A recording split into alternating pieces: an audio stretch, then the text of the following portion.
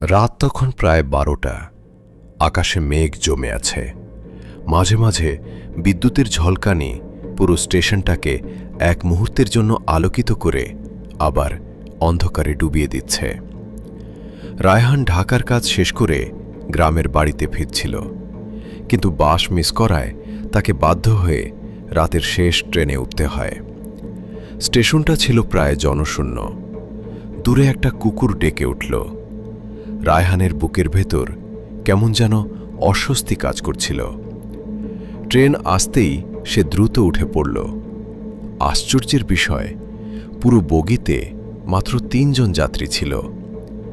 একজন বৃদ্ধ লোক জানালার পাশে বসে বাইরে তাকিয়েছিল।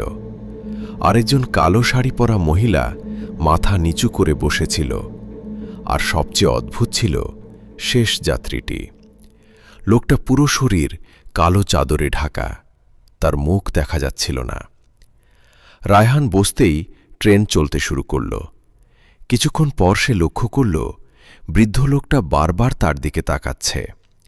হঠাৎ বৃদ্ধ লোকটি ধীরে ধীরে বলল, বাবা, কোথায় যাচ্ছ? গাইবান্ধা।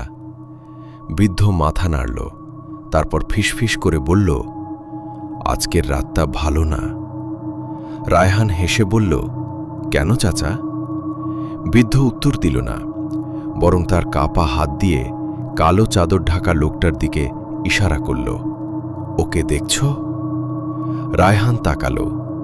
লোকটা একদম নড়ছে না, যেন পাথরের মূর্তি। বৃদ্ধ বলল, ও এই ট্রেনে প্রতি রাতে ওঠে। রায়হান হেসে ফেলল, প্রতিদিন একই যাত্রী? বৃদ্ধের চোখ হঠাৎ ভয়ে বড় হয়ে গেল। সমস্যা হল, ও মানুষ না। কথাটা শুনে রায়হানের গা শিউরে উঠল। ঠিক তখনই ট্রেন একটা টানেলের ভেতরে ঢুকে পড়ল। পুরো বগি অন্ধকার হয়ে গেল। মাত্র কয়েক সেকেন্ড, কিন্তু আলো ফিরে আসতেই রায়হান দেখল বৃদ্ধ লোকটা নেই। তার সিট খালি, যেন কেউ কখনো সেখানে বসেই ছিল না।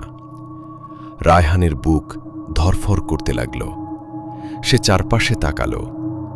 বগিতে এখন শুধু সে, সেই মহিলা আর কালো চাদর ঢাকা লোকটা।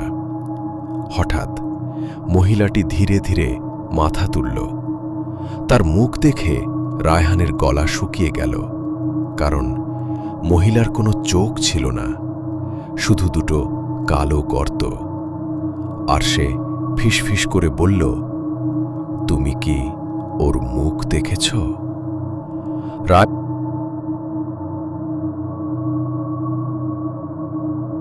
রায়হান কাঁপতে কাঁপতে বলল, কার? মহিলা ধীরে ধীরে কালো চাদর ঢাকা লোকটার দিকে আঙুল তুলল, যে ওর মুখ দেখে।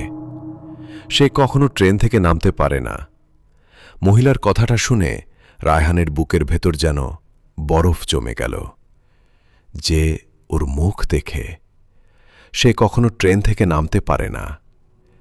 ট্রেনের চাকাগুলো লোহার লাইনের উপর ঘষে ঘষে এক অদ্ভুত শব্দ তুলছিল, খটাখট খটাখট। রায়হান নিজের চোখ সরিয়ে নিল কালো চাদর ঢাকা লোকটার দিক থেকে। সে নিজেকে বোঝাতে চেষ্টা করল, সবই হয়তো কাকতালীয় ঘটনা।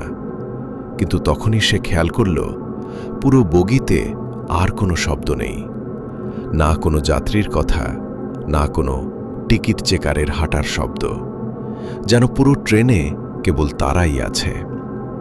হঠাৎ বগির আলো একবার নিভে গেল, তারপর আবার জ্বলে উঠল। আর আলো জ্বলতেই রায়হান দেখল কালো চাদর ঢাকা লোকটা আগের জায়গায় নেই। সে ভয়ে চারদিকে তাকাতে লাগল, কোথায় গেল? মহিলা ধীরে ধীরে বলল, ও চলাফেরা করে যখন আলো নিভে যায়। রায়হানের শরীর ঠান্ডা হয়ে গেল। ঠিক তখনই তার কানের কাছে একটা ফিসফিস শব্দ ভেসে এলো, তুমি কি আমাকে খুঁজছ? কণ্ঠস্বরটা এত কাছে ছিল যে মনে হচ্ছিল কেউ তার ঘাড়ের ওপর মুখ রেখেছে। রায়হান আতঙ্কে পিছনে তাকাল, কিন্তু সেখানে কেউ নেই। তারপর ধীরে ধীরে সে সামনে তাকালো আর দেখতে পেল কালো চাদর ঢাকা লোকটা এখন তার ঠিক বিপরীত সিটে বসে আছে। কিন্তু কয়েক সেকেন্ড আগেও সেখানে কেউ ছিল না। রায়হানের নিঃশ্বাস বন্ধ হয়ে আসছিল। লোকটাটা ধীরে ধীরে মাথা তুলতে শুরু করল। চাদরের নিচে কি আছে তা দেখা যাচ্ছিল না, কিন্তু রায়হান অনুভব করছিল কিছু একটা তার দিকে তাকিয়ে আছে। হঠাৎ ট্রেনের লাউডস্পিকারে শব্দ হল, পরবর্তী স্টেশন শ্মশানঘাট। রায়হান চমকে উঠল। সে এই রুটে বহুবার যাতায়াত করেছে, কিন্তু শ্মশানঘাট নামে কোনো স্টেশন কখনো ছিল না। ট্রেন ধীরে ধীরে থামল। জানালার বাইরে তাকিয়ে রায়হানের শরীর অবশ হয়ে গেল। স্টেশনের সাইনবোর্ডে সত্যিই লেখা শ্মশানঘাট। বন্ধুরা, এই গল্পের পরের পর্ব দেখতে চাইলে আমার চ্যানেলটি সাবস্ক্রাইব করে কমেন্টে নেক্সট পার্ট লিখতে ভুলবেন না। আর হ্যাঁ, ভিডিওটি ভালো লাগলে অবশ্যই একটি লাইক করবেন।